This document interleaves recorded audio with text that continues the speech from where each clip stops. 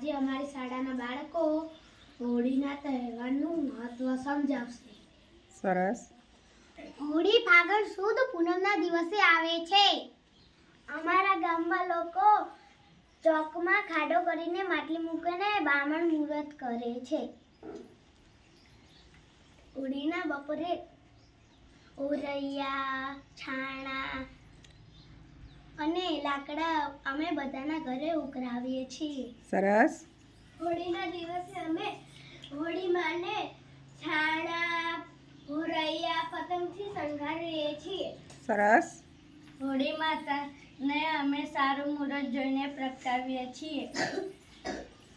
અમારા ગામની સ્ત્રીઓ થાળી તૈયાર કરીને હોળીમાં પાસે જાય છે અને થાળીમાં શ્રીફળ, ઘીનો દીવો, કંકુ, ચોખા, અગરબત્તી લાવીને હોળીમાને ધરાવે છે અને ચણા, ખારસી, હારડા, પતાસા અને ચણા લાવીને હોળીમાને ધરાવે છે અને અમે અમારા પરિવાર સાથે હોળીમાની પૂજા કરીએ છીએ.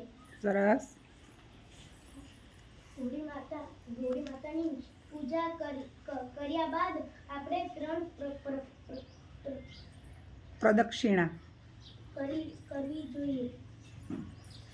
હોળીમાં ઘરડા લોકો છેક કરવા જાય છે. બધા માણસોએ હોળીમાં શ્રીફળ નાખ્યા હોય તે અમે કાઢવા હાટું અમે બધા લૂંટામલૂંટી કરીએ છીએ અને પડાપડી કરીએ છીએ.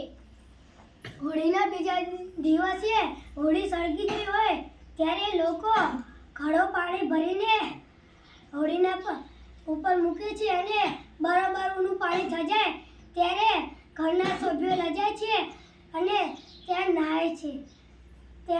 તેનાથી કોઈ રોગ થતો નથી. સરસ. અમારા ગામમાં જે નાના છોકરા જન્મે એમનો વરાળો કરવામાં આવે છે. સરસ. હોળીના બીજા દિવસે ધૂળેટી આવે છે. Very good. અમે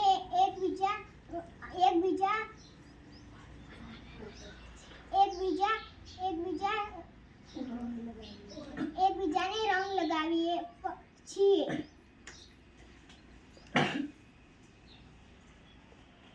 પછી